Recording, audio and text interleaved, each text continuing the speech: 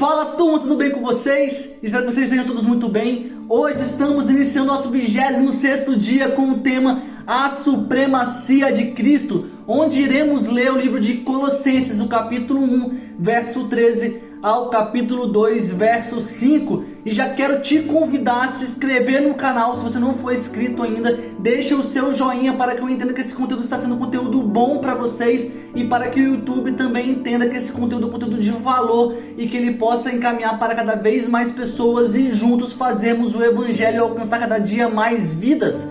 E coloque na sua agenda, dia 31/1, faremos uma live especial no Instagram e no YouTube simultaneamente para fecharmos o mês e iniciarmos o mês de fevereiro com tudo. E sem mais delongas, já vamos abrir a sua Bíblia. Abre o aplicativo do seu celular, não importa a forma que você vai abrir, tem o link na descrição também que você vai ser encaminhado diretamente para a versão que eu estarei lendo. E vamos para a leitura. Dia 26, a supremacia de Cristo, Colossenses capítulo 1, verso 13, que diz: pois ele nos resgatou do domínio das trevas e nos transportou para o reino do seu Filho amado. E no original, essa expressão domínio das trevas tem a ver com o total poder do diabo e das suas hostes malignas. Então você tem que entender isso, que Deus nos transportou do total poder do inimigo e nos colocou dentro do teu reino como filhos. Verso 14, em quem temos a redenção, a saber, o perdão dos pecados. Ele é a imagem do Deus invisível, o primogênito de toda a criação. E quem é o nosso Redentor? Jesus Cristo. Foi Ele quem pagou o mais alto preço naquela cruz para nos salvar. E vale também a gente falar que alguns teólogos usam essa expressão, o primogênito de toda a criação, desse verso 15, para dizer que Jesus é uma criatura, é uma criação de Deus. Mas isso está errado. Jesus não é criatura, mas Jesus é o Criador. E aonde que a gente constata isso? No próximo verso, verso 16. Pois nele quem? Jesus Cristo, foram criadas todas as coisas nos céus e na terra, as visíveis e as invisíveis, sejam tronos ou soberanias, poderes ou autoridades. Todas as coisas foram criadas para Ele e por Ele. Então Paulo aqui está ressaltando a supremacia de Cristo sobre o universo. Cristo é o ser absoluto, dono, mestre de tudo. Tudo que existe é por Ele e para Ele. Verso 17. Ele antes de todas as coisas e nele tudo subsiste. Então olha isso, Ele é antes.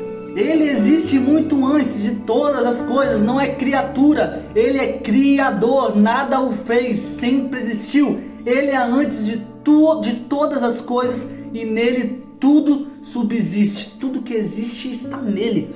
Ele é o cabeça do corpo, que é a igreja, somos nós a igreja. É o princípio e o primogênito dentre os mortos, para que em tudo tenha a supremacia. Pois foi do agrado de Deus que nele habitasse toda a plenitude e por meio dele reconciliasse consigo todas as coisas, tanto as que estão na terra quanto as que estão no céu, estabelecendo a paz pelo seu sangue derramado na cruz. Por quê? Porque antes, verso 21, nós estávamos separados de Deus. Em suas mentes eram inimigos por causa do mau procedimento de vocês, do nosso mau procedimento.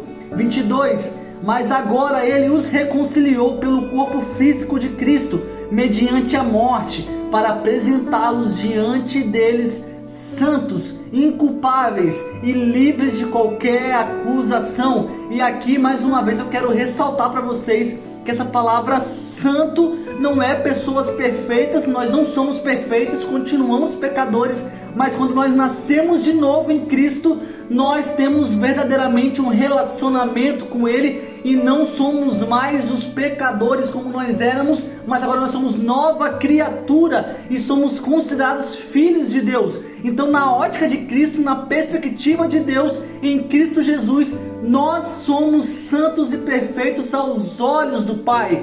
Por quê? Porque nós não somos mais vistos através da lente do pecado, mas através da lente do sangue que foi vertido naquela cruz por Jesus. Vamos continuar, verso 23. Desde que continuem alicerçados e firmes na fé, sem se afastarem da esperança do Evangelho que vocês ouviram e que tem sido proclamada a todos os que estão debaixo do céu. Esse é o Evangelho do qual eu, Paulo, me tornei ministro. Agora me alegro em meus sofrimentos por vocês e completo no meu corpo o que resta das aflições de Cristo em favor do seu corpo, que é a igreja. E Paulo aqui está reafirmando o seu compromisso como cristão de proclamar o Evangelho a um mundo em trevas para com Deus e a verdade.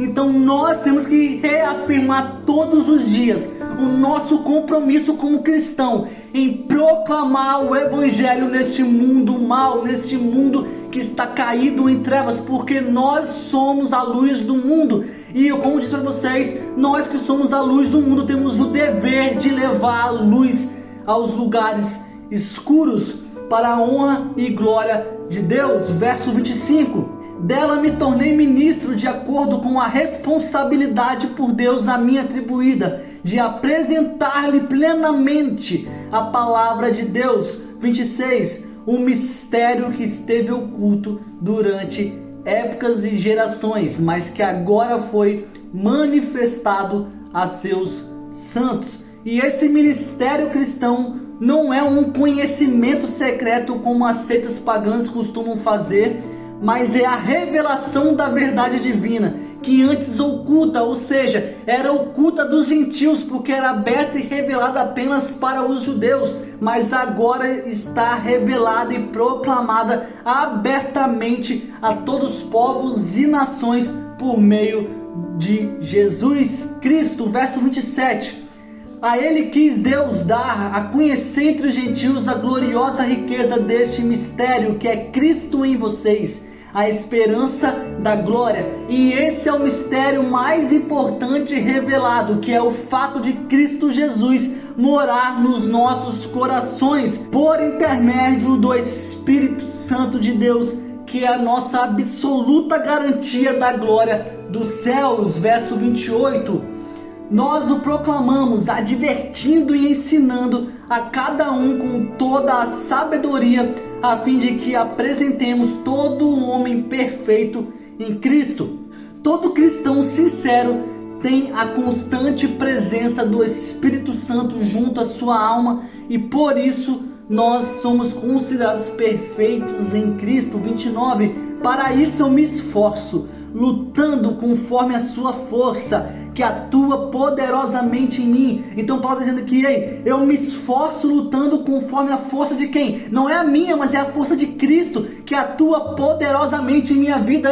Você não tem que ser forte, porque quem é forte é Cristo que habita em você. Quando você se considerar fraco, quando você se considerar incapaz, lembre, não por mim, mas por Cristo, porque Ele que faz morada em minha vida. Não mais vivo eu, mas Cristo vive em mim. Então em mim há toda a força, há toda a capacidade. Então, irmão, não se preocupa, é Deus. Deus à frente, você vai sendo instrumento usado. Vamos com tudo. Capítulo 2. Quero que vocês saibam quanto estou lutando por vocês, pelos que estão em Laodiceia e por todos os que ainda não me conhecem pessoalmente. E a expressão lutar aqui mostra a constante vida de oração e dedicação do apóstolo Paulo por todas as igrejas sob sua responsabilidade. Nós devemos ter essa constante vida de oração e dedicação que Paulo tinha. Isso aqui serve para nós como um verdadeiro exemplo. E essa carta aqui tinha como objetivo de ser lida publicamente, como era de costume, também a igreja de Laodiceia, que ficava a apenas 9 quilômetros de Colossos. Então essa carta aqui que está sendo no livro de Colossenses, voltada para os colossos, também seria lida a igreja de Laodiceia. Verso 2: esforço-me para que eles sejam fortalecidos em seus corações, estejam unidos em amor e alcancem toda a riqueza do pleno entendimento, a fim de conhecerem plenamente o mistério de Deus, a saber, Cristo. Isso aqui é interessante porque naquela época alguns falsos profetas se infiltraram naquela comunidade cristã e tentavam influenciar os crentes, se gabando de suas doutrinas secretas, onde seriam reveladas apenas a alguns iniciados. E Paulo aqui está os confrontando com a verdade bíblica e assevera que toda a verdade está em Cristo Jesus, perfeitamente acessível a todos. Verso 3: nele estão escondidos todos os tesouros da sabedoria e do conhecimento.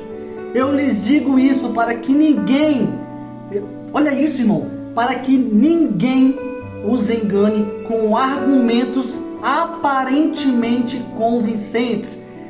Essa tem que ser a nossa oração, não só por nós, mas também por nossos irmãos. Uma oração para que ninguém consiga influenciar ou nos enganar, mesmo que seja com argumentos aparentemente convincentes. Verso 5, para a gente poder finalizar: porque, embora esteja fisicamente ausente, estou presente com vocês em espírito, e alegro-me em ver como estão vivendo em ordem e como está firme a fé que vocês têm em Cristo. E eu quero finalizar hoje exatamente como esse último verso está dizendo: porque apesar de eu estar fisicamente ausente de vocês, eu estou presente com vocês em espírito e me alegro em ver como estão vivendo firmes na fé em Cristo. Eu quero desejar os parabéns para vocês que chegaram até aqui, porque isso só mostra que Cristo disse a verdade quando vos falou que vocês são mais do que vencedores. Parabéns por ter conseguido chegar ao 26º dia sem falhar. E mesmo que tenha falhado, vocês estão permanecendo firmes, avançando sem retroceder. E esse é o objetivo. Não é porque você caiu que você vai ficar no chão. Se caiu, levanta, sacode a poeira, bola para frente. Seguimos adiante com o Evangelho. Se encontra amanhã e tenha um ótimo dia. Valeu!